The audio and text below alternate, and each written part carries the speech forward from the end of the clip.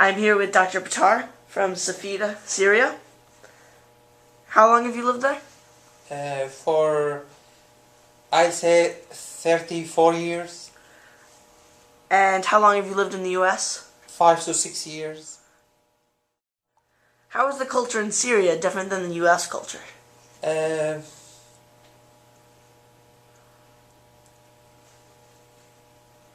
They have their own tradition, and here they have their own traditions.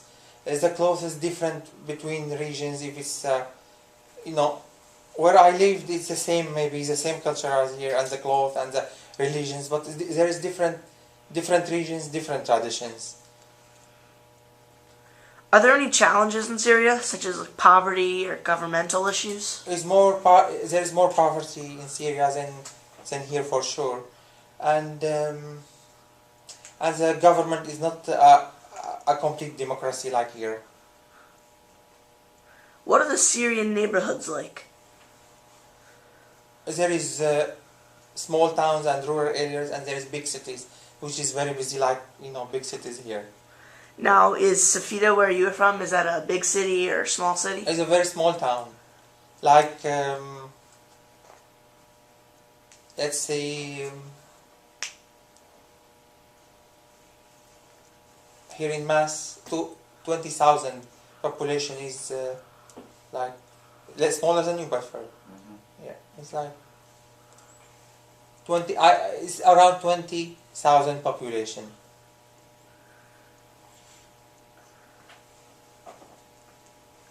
What are the immigration levels like?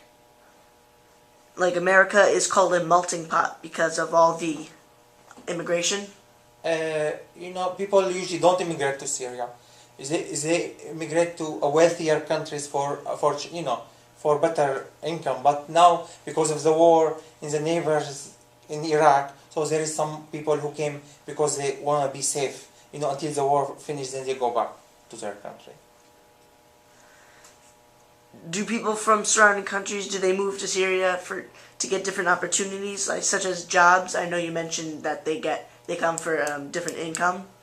Do they come for any other reasons? Usually Syrian immigrate to different countries for better opportunities, not the opposite. What religions are practiced in Syria? There is 10% Christian. They're most like Orthodox Greek Christians, and 90% are Muslims. And are all the religions allowed? Yes, it's allowed and free to practice, yes. In the U.S., English is the most spoken language, but Spanish is the second most spoken because the immigrants from the Spanish-speaking countries, how they immigrate to the U.S.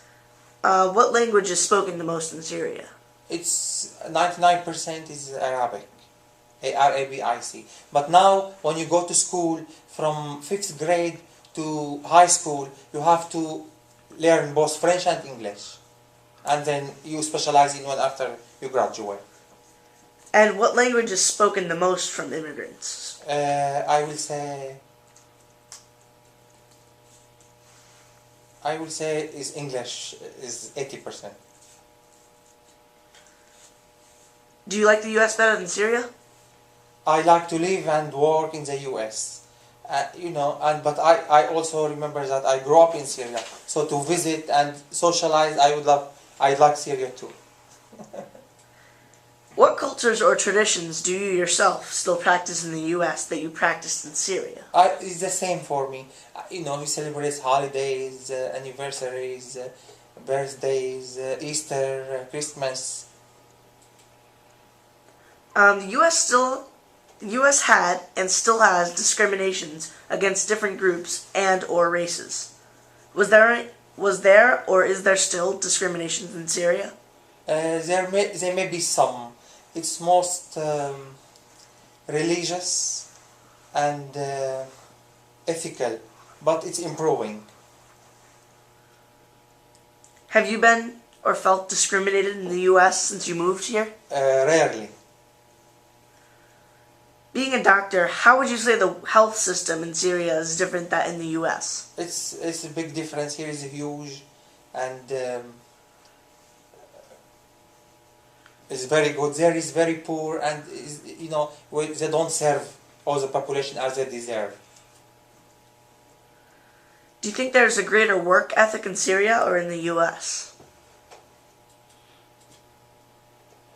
I will say I know hardworking people here and in Syria. I will say the same, but here they work more hours, and they may be rewarded more than they do in Syria. Is military service mandatory in Syria? Yes, it is, but you can always postpone for high education reasons, like if you have an opportunity to follow and then you can go for military service later, yes, but it's mandatory.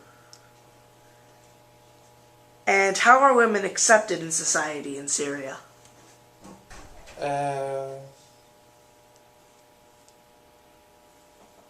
I will say the same in all regions, but where I am from, they are totally equal. There is no, male and female are the same. That's it. Thank you, Dr. Thank you, Dr. Bittar. Thank you. I'm blue, I've been beat, I've been down.